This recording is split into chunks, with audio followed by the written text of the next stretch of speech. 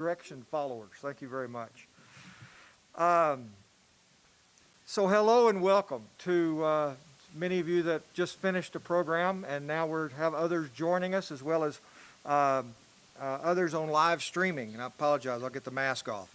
So I'm thrilled to welcome you here in attendance to celebrate a momentous occasion for the university and particularly for the Division of Institutional Advancement. Whether you're in the room with us or whether you're watching on live stream, you're taking part in an important step forward for Utah Valley University. I'm Scott Cooksey. I'm Vice President of Institutional Advancement and CEO of the UVU Foundation. Today is an extraordinary day for all of us, a brick and mortar milestone for UVU that's a result of years of effort. The building we're celebrating today is more than square feet of space, walls, windows, and a roof. It'll be the new foundation of our campus and the university. It gives a home to UVU alumni, a space for the community to gather, and in many ways will serve as the epicenter of the university's continued progress and development. So thank you for joining us today.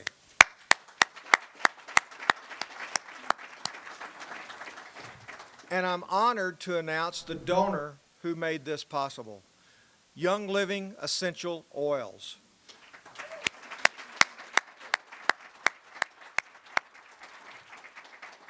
The best part's yet to come, because Young Living is generously supporting this project with a donation of $4.5 million. Thank you, Mary Young, CEO, and Joe Young, President and COO. Would you stand up for us, Mary and Joe? Stand up. Thank you very much. We'll hear more about why they chose UVU, and in particular this project, in just a few minutes. We're deeply appreciative of your support, Mary.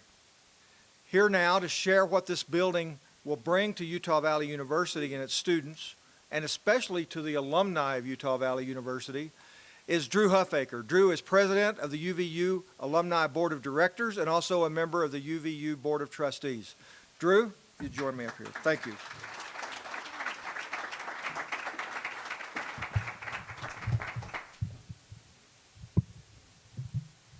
Thank you so much for that introduction, Scott.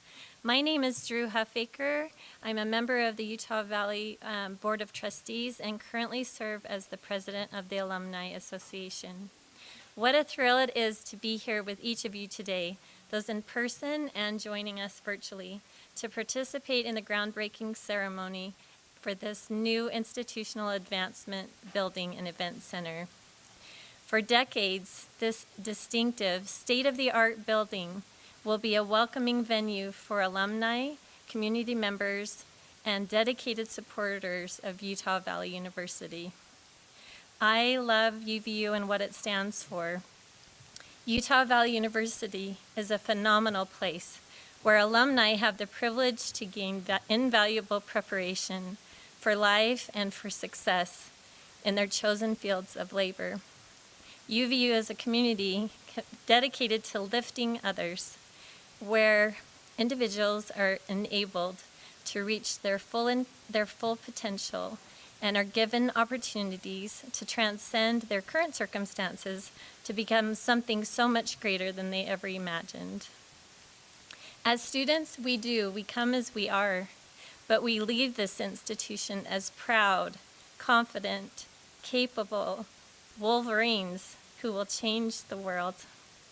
Today, I would like to extend my sincere gratitude to the Youngs and to all of those who have worked so hard to make this new building a reality. You are a treasured part of our Utah Valley University family.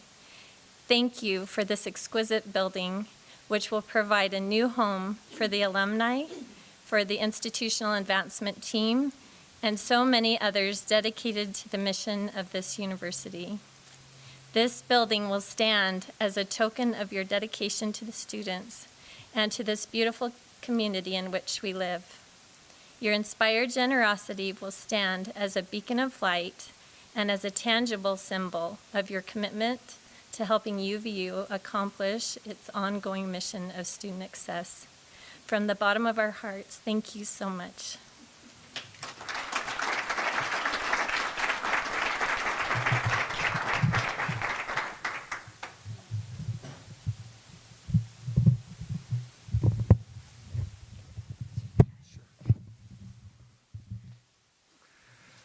Thank you, Drew.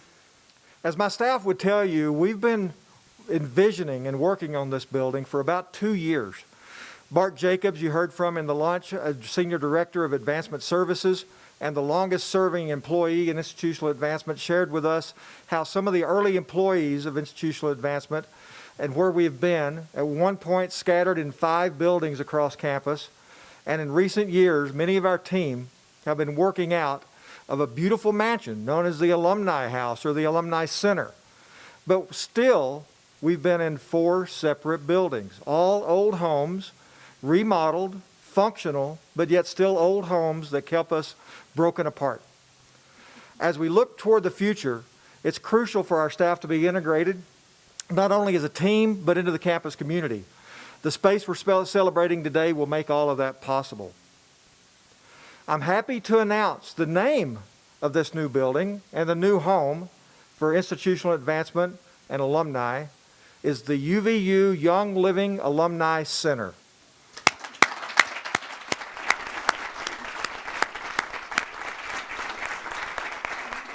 This new facility is going to open up opportunities to forge connections. It'll include students in our advancement and alumni activities. It'll engage the community, and it'll achieve success for the university. Here to talk more about that success is Jerry Henley, Associate Vice President for Institutional Advancement. Jerry?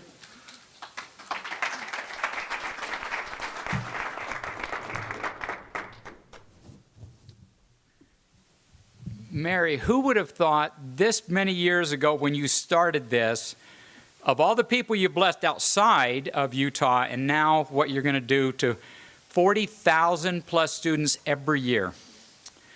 Scott, thank you. I have loved my time here for the last 3 years working with you. As you know, Scott is leaving.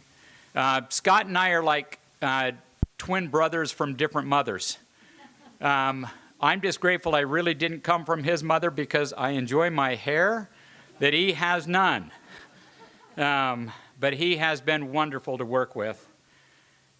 We are going to miss Scott. We're going to miss his leadership. We're going to miss all that he has set us up for success for the future. This is one of the many things that he has done. Just to let you know, last year we had the largest fundraising year ever, over $40 million raised under his direction.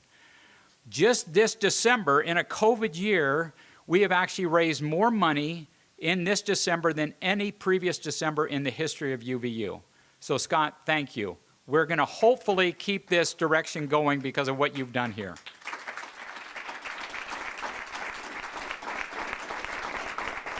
Now to thank Mary.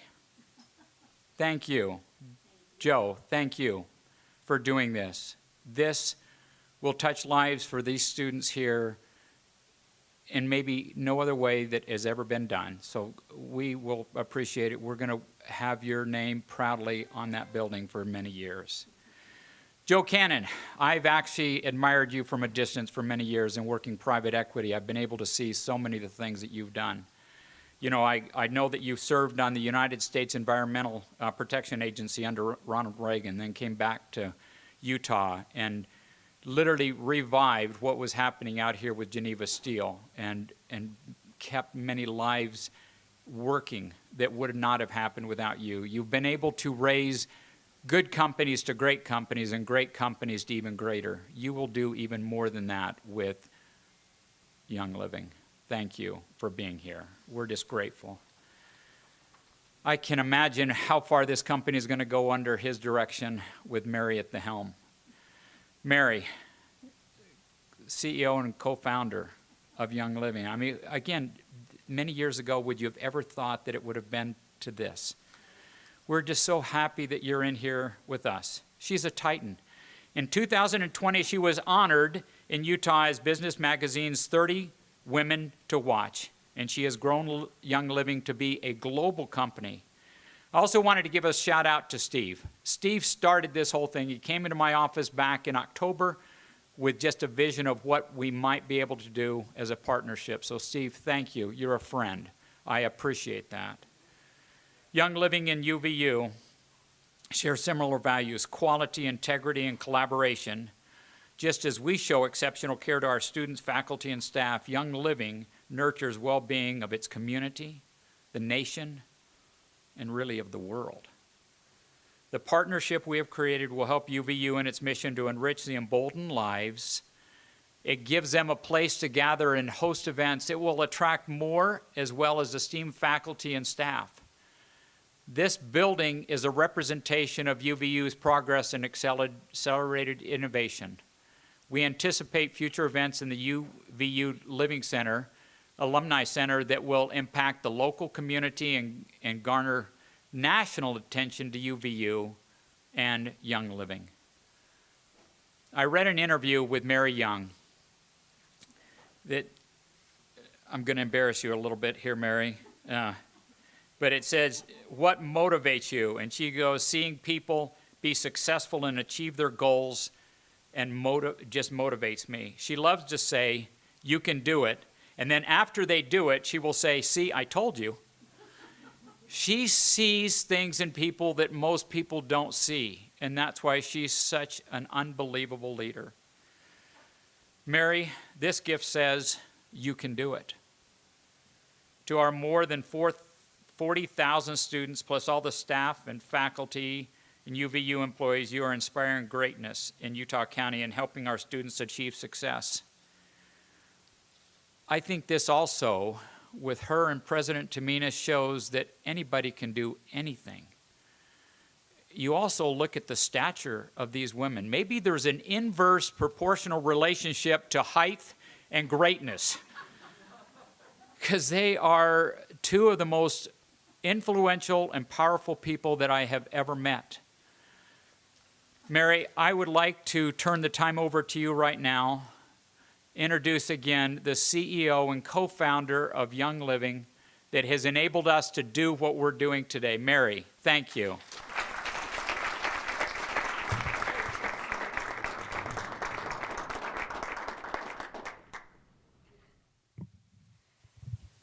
Thank you for those kind words.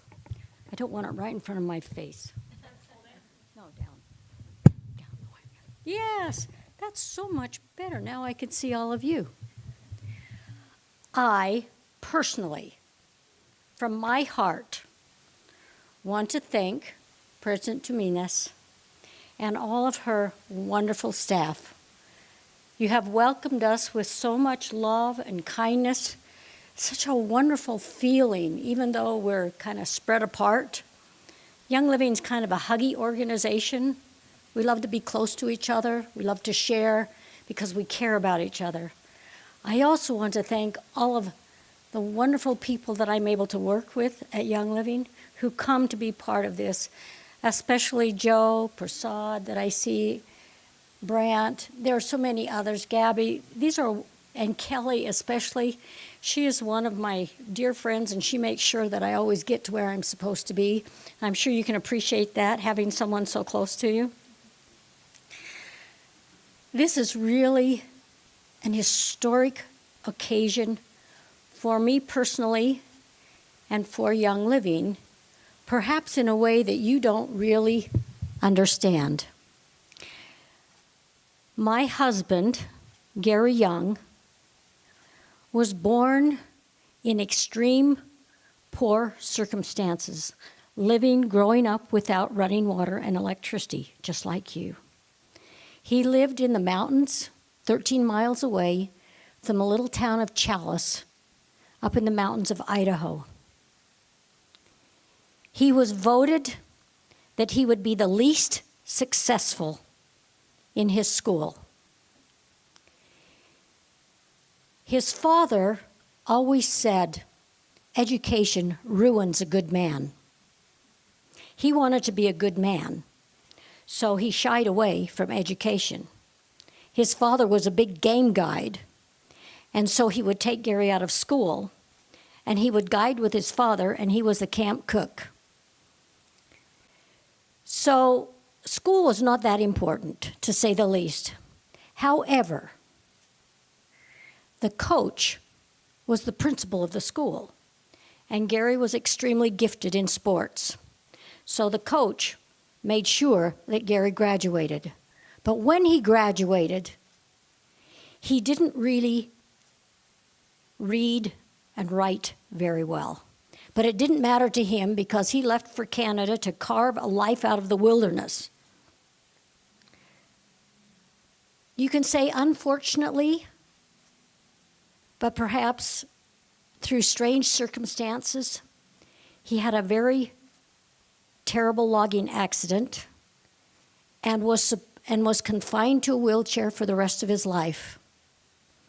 Everything that he lived for, was taken away from him. His horses, his trucks, his equipment, his home in the mountains that he built with his bare hands, cutting the logs himself. And he was a great horseman, and to think that he could never ride a horse again was probably the most painful to him of all. He was absolutely a mountain man, and he loved God's living room, as he called it, the mountains. When that was all taken away from him, it's like there was no hope left. But there was something that burned within his soul that caused him to fight, to live, to walk again. But where did he go? He went to the books, to education, and he discovered what he had missed out when he as he was growing up. He came to realize how critical education is. And he became driven to help children. The very first humanitarian project for him after Young Living was founded was to build 2 schools high in the mountaintops of Copper Canyon in Durango, Mexico, for the Tarahumara Indians. And he loved every second of it. We went to Ecuador to build a farm there. And driving his new truck past an old rectangular building built with broken bricks, he couldn't even figure out what that was. And then he saw children there and he stopped. And he said, I have to build a school for these children. 42 children going to school in a building with no electricity, no water, no kitchen, bathrooms outside with a hole in the ground. He couldn't stand it. He said, it's not fair. I have to do something for them. The Young Living Academy started with 42 students, and now we educate around 350. And those children who had absolutely no opportunity, now all of them who graduate go on to higher education. Whenever we were there, I could see the tears in Gary's eyes because he thrilled so much for what he was able to create for these children, that which he didn't have growing up. And he said over and over, the education is so important because those children become the leaders in their community, the leaders of the state, the leaders of the country, the leaders out there in the world. And good education with good example, with strong moral values, create good leaders. And the children loved him. He was driven always to be with the children. They were such a prominent part of what drove him. When we came back to Utah, he had within his soul a desire to go on and learn more. He wanted to be part of higher education. And I made the suggestion that he go to UVU. So he enrolled in this school when it was just a 2-year community college. And if you can imagine, he took class in English and a class in history. And in that English class, he had to do some creative writing. And because of that class, I have 2 of the most amazing stories, real stories of his adventures in the wilderness in northern Canada, and they are priceless. It was interesting because it was hard for him. He was such a creative writer, but he didn't get the education to learn how to put sentences together the right way. He missed vocabulary. He had trouble spelling. And he would sit at the kitchen table and he'd say, Mary, come and look at this. How do you say this? How do you spell this? Is this right? Please tell me what I need to change. He was always trying to be better, always trying to learn more. And I think about the great opportunity that young people have today. I was so thrilled when UVU was grounded. I remember when they broke ground. I remember when it was just a 2-year community college. I remember when it became a university, and I thrilled because it was something for everyone. Where those who couldn't pay the high tuitions to go to BYU or to the University of Utah or to some other college, they could come here on their own turf, and they could get the education that they wanted. When I met Dr. Tumines, I was so excited because I could feel her excitement, her enthusiasm, her love of the students, her love of what this school represents. And I thought, she sounds like my husband. She talks like he talked. They would have loved each other. They would have shared amazing stories that most of us growing up in this country cannot share. I cannot understand what it's like to grow up without electricity and running water. But I have heard stories that, believe me, I don't want to have to live through that. Her stories are amazing. She really should write a book because it has such a dramatic story of overcoming obstacles. And the young people today are so challenged. They don't know how hard it really is. They have it so easy, and they think it's hard, and it's not. All you have to do is put forth a little effort. In our home, we were not allowed to say the word can't. And if you had a problem, he said, don't come to me with your problem unless you come with a solution. He empowered everyone. He was not a micromanager. He loved to see people rise above what they thought they could do. He was always one to say, you can do it. You give me so much adulation, and you speak such greatness of me, but there was nobody better than my husband in making somebody believe they could do something that they didn't think they could do. And he was the one who smiled and cheered when they achieved that. I watched him do that with my 2 boys, our 2 boys. My youngest son, Joseph, sitting next to me, turned 17 in 2 days. My older son, Jacob, and his beautiful wife, Kate, who are also here, are of the age of the young people who would be attending this college. Jacob's taking online courses here at this university right now. And I keep telling Joseph, next year is your last year for high school. I want you to get involved with the university. I want you to go down and take, even if it's just one class, find out what it's like to be with other young people who have goals, who are excited about learning, who are excited about education, who are excited about their future. There's nothing more motivating than being together with people who are like-minded, people who have goals together.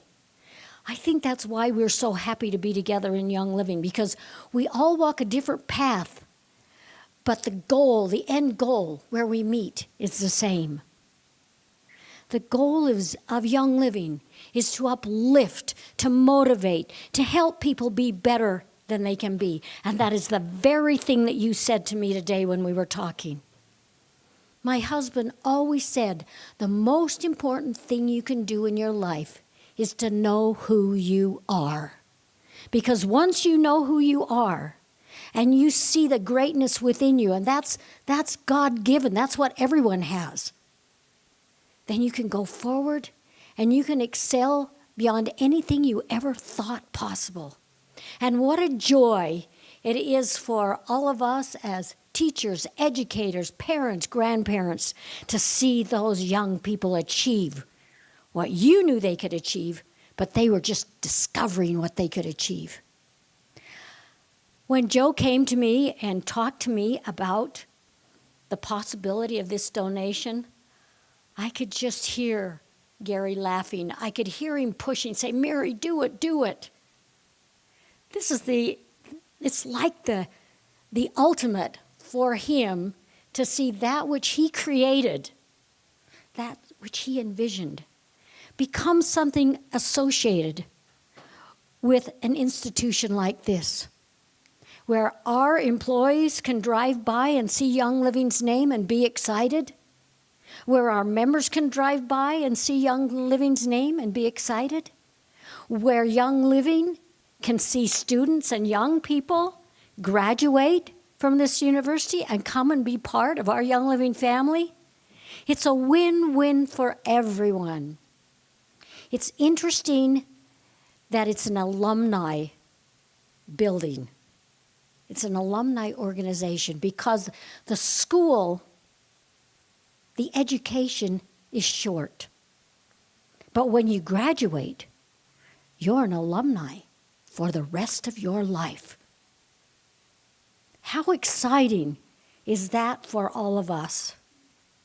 I cannot express the love and the warmth, the excitement that I feel in my heart that this opportunity came to us. And I thank Joe that he brought it to me, and he kind of tiptoed around it, and I think he was quite surprised that I reacted so quickly as I did. But education is everything. You can do anything if you have an education. And I watched how Gary suffered in his attempt to learn to read and write when he was older. He did very well. He was so driven to be better every day. And I think that's why he was driven to see children drive themselves to be better every day, to motivate them, to give them a reason for achieve and become the best that they can be. Thank you so much for allowing us to come and become part of your world. And I think we're going to have many wonderful events here. I think we're going to share many fun times and a lot of laughter and see many great and wonderful things happen. Thank you so much, and let's do it together.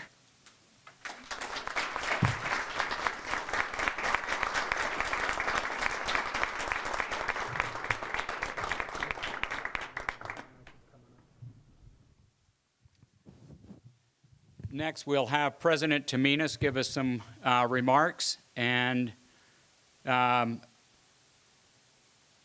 I think we're going to kick off the construction. So I'll turn some time over to President Taminas. Thank you. Is this working? Thank you, Jerry. Oh, so I have to go there. Okay. Thank you, Jerry, and thank you, Mary. I feel that there is very little left for me to say, actually, because Mary's words and stories, and when you say education is everything, that sort of is pretty much the essence of this whole event. And in my State of the University address recently, I quoted Nelson Mandela, who said, "Education is the most powerful weapon we can use to change the world." That's not just a cliche or a throwaway line. It is really true, because when you educate somebody, you change the way they think. You change the way they see themselves. You change the way they see the world. You change their very imagination of what they could become and what their world and their lives could be. Jacob and Joseph go to college. I know Jacob already started, but it's nice to hear your mom nagging you a little bit. That's what mothers should do. And so again, let's celebrate today the accomplishments of Young Living and the ideas that have been discussed here about striving, about education, about doing hard things, about not shying away from doing things that are hard, that could lift us and lift other people too. Thank you so much, Mary. And I know that we have a special, normally we would do this outside, and really In fact, the last time we did this, I drove a backhoe. And that has been documented, and I did not kill anyone. So today, instead, we will do something a little bit different. So I'd like to invite Mary and Joe, but before you come up here, I don't know if Chair Thompson is still here. I want to acknowledge the Chairman of the Board of Trustees of UVU, Duff Thompson, who's been a sure guide and a loyal friend to me, someone who I can always count on for good and honest feedback. And I want to thank Scott Cooksey, who is retiring, as you know, and Jerry Henley, who is also starting a new chapter in life. So let's just give them a round of applause. And I just want to ask Ashton, did I forget anything else? I want to thank those who are joining online. Thank you for celebrating today and for being with us here in spirit. I think I'm done, since Ashton gave me the thumb up. She didn't say, thumbs down. And so if I may invite my friend Mary Young up here, and Joe Cano, would you please come up here, and also Scott Cooksey. Where is Scott? Jacob, Kate, and Joseph. Jerry, who else should be up here? You've got the whole group. Do we know where Scott Cooksey is? Wait, Scott, where are you? Come in, over. Where are you? Where are you? Where? Okay. What are you doing down there, Scott? You're supposed to be up here. Well, you're up there playing in the sandbox. I came down to start construction. Scott, sorry, it's only 2021 January. We're not going to start construction for a few months. We've got to get started somewhere, and the first thing, these two old houses here, they need to go. We've got to get rid of them. I know there's mold in those houses, but how are you going to do what you think you're going to do? Everybody come over here. I think everybody has to see this. What are you going to do? We're going to blow these houses up. Make sure everybody's watching, okay? Do we have the necessary permits? I thought you took care of that. We'll do it anyway. Okay, here we go. 3, 2, 1, go! And it didn't work. Oh, there you go. All right, it's green smoke that's going to dissolve the houses slowly but surely. Woo! It took a little time, but we got it done. Imagine the sound of dynamite. We got it done, President. Thank you, Scott. Thank you. Thank you. It's not poison gas. Where was our boom? There was supposed to be a big boom. All right. So just close this with this, and then that'll end the live. There you go.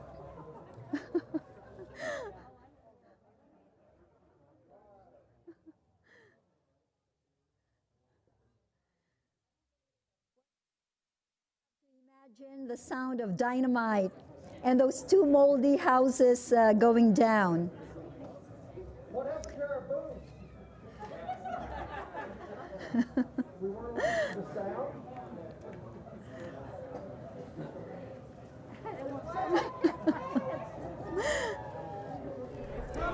Thank you. I know that we still have people watching virtually, so I want to thank all of you who have joined us virtually. And we look forward to seeing you in person soon. So we will continue up here with a few waves. We call these waves of groundbreaking. So there's a first wave, second wave, third wave, and so on. And I'd like to invite, I guess we are up here, Joe, Mary, Jacob, Joseph, Kate. We all have shovels. Please stand behind your shovels. We have to do this very, very professionally. And then we will call the second wave. Is someone going to help me call out the second wave? Ashton will do that. So I will stand over there. Or I'll stand here, Joe. All right, I think this is what we'll do is on the count of 3, we will actually lift, okay? And then just drop it back. We only have one chance, okay? You young people over there, don't let me down. Okay. Let's do this. 1, 2, 3. Oh, lift. Oh.